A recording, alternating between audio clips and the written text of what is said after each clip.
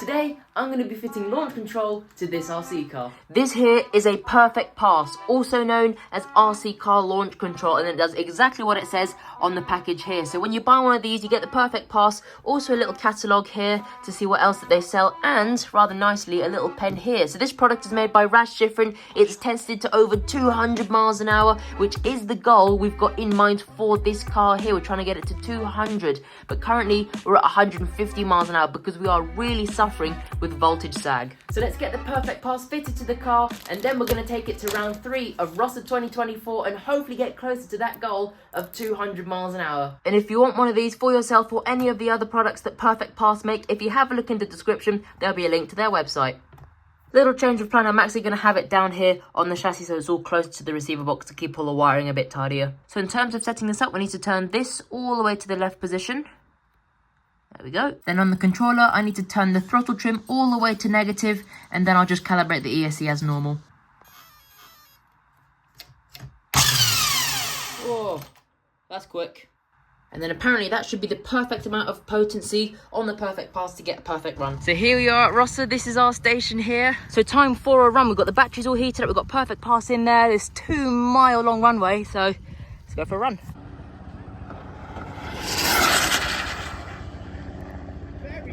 Okay, so we've got the log open here, and as you can see, 27.7 for the minimum voltage. So it did go up a bit, but that's just because that we heated up the batteries.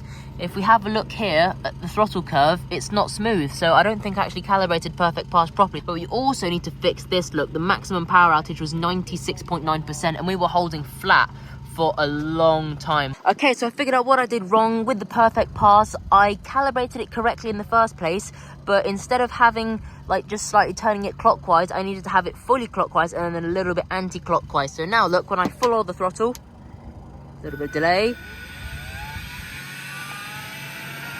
and then that rises nicely. Before, what I was basically doing was giving myself no delay whatsoever. So hopefully now we should see a nice smooth curve. We've got Ben up on the tower there. This here is also running a Leopard motor, but the 12S version, so it's effectively going to have the same performance as mine, but a little bit more. Oh no! That is a shame, that was absolutely flying. That's a long run. Ben's starting his run better.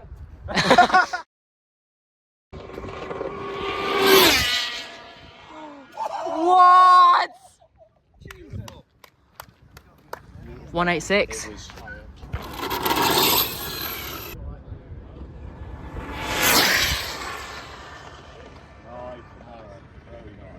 So 152 miles an hour. Look at that throttle curve. That is so much nicer. But we are plateauing at full throttle for about 6 seconds. That's way too long. We only want about 3. So we're going to back off the perfect pass just a tiny bit more to get even more delay. Another bonus, look, we're getting 100% power up now. That's perfect.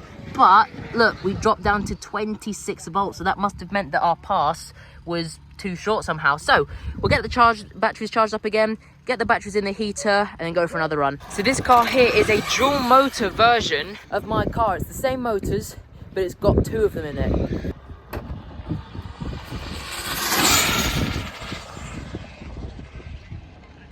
Okay, so that was it flat out. Really? All the way. 137.46. Because what happens if you limit 137. So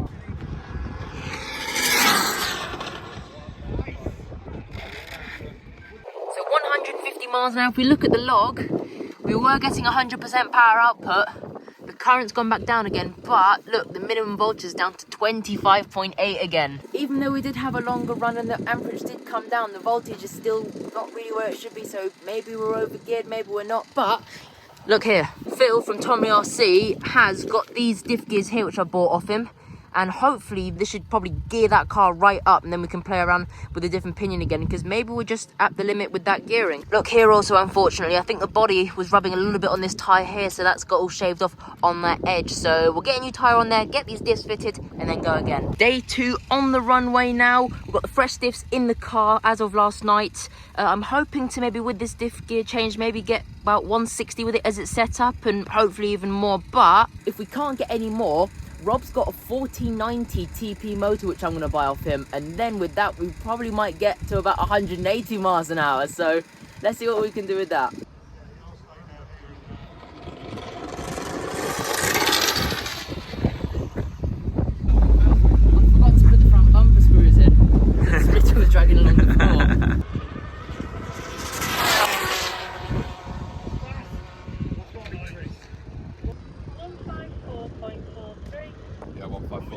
Congratulations. Yeah, 40-90 time, boys. So let's see the GPS. Yeah, 154, same thing. So that was flat out. And look at the chunk that's come out of that tyre. I've also noticed, look guys, look how much play there is in that hub, and the same on this one over here. So here's the log for that last run. As you can see, a lovely smooth throttle curve and full throttle for a good few seconds. That's the perfect amount we want, about 3 or 4 seconds. But if we look down here, minimum voltage was 23.2. That's lower than a 6S pack, and the current is starting to go up a bit as well. So perhaps we are a little bit over geared, but I reckon now what it's time to do, guys, is get this 40-90 in there. So there we go, 40-90 is in there. So on these next 2 runs, you'll see the ESC actually cuts out both times, and the reason being is that the red power cable on the ESC was damaged, so it kept on coming disconnected from the perfect pass as the connection was really loose on it. So the ESC basically did a full factory reset, but I thought that it was the perfect pass that was broken. So very kindly, Chris, Rob and Eddie helped me out to get a Fly Sky Noble setup, which has a perfect pass built into it, so I could do a clean run. But luckily I got home and checked up the perfect pass, and it still works perfectly, so we'll be able to get that back in the car.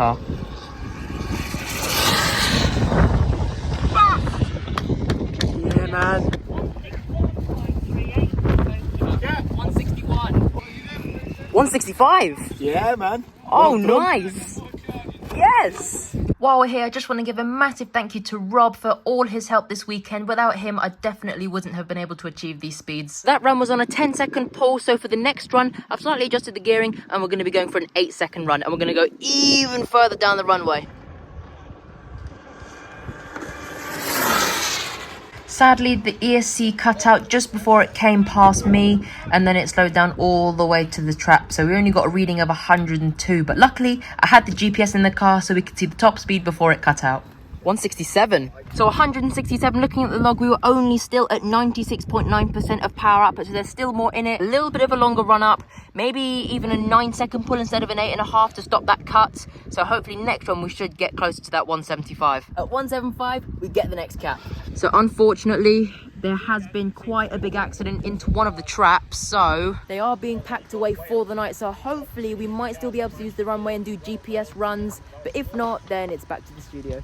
Look at this, guys. I've just noticed this diff cup has come off, so that's probably what happened. Maybe we overspan the motor from only being rear wheel drive, and then maybe that's what caused the ESC to cut out. A little bit of a shame that, but we'll know for next time. Look at this, the spur's also loose, so I guess really nothing was tight enough when we overspan the motor. Well, what a weekend. Overall, I consider it a great success. We've got a new PB of 167 miles an hour. The perfect pass worked as I wanted it to. We got a nice improvement in the voltage drop, and also it made the runs a lot easier to do. I mean, you know, before it might be a little bit tricky to get it around and smoothly building that power, but with this, you just kind of get yourself lined up, floor the throttle, and it just goes, and it makes the run super easy. So it is a bit of a shame that we were losing drive then at the end. I reckon without that, we could have easily got 180 miles an hour and over. So that is what we're going to be doing in the next video. But for the time being, a 17 miles an hour increase for me is a-okay. It is also worth remembering that that TP4090 did help us a good bit, but it also is worth noting that now we have a spare giant Leopard motor, and I've got an idea for this of what car we could put into it, and it's actually going to be in a car you're going to be seeing very, very soon, so make sure you stay tuned for that. So if you want to get the perfect pass for yourself, like I said at the beginning, if you have a look into the description, there'll be a link to where you can find it, as well as all the other perfect pass products you can buy. So all that's left for me to say now is thank you for watching the video, and let's keep chasing 200 miles an hour.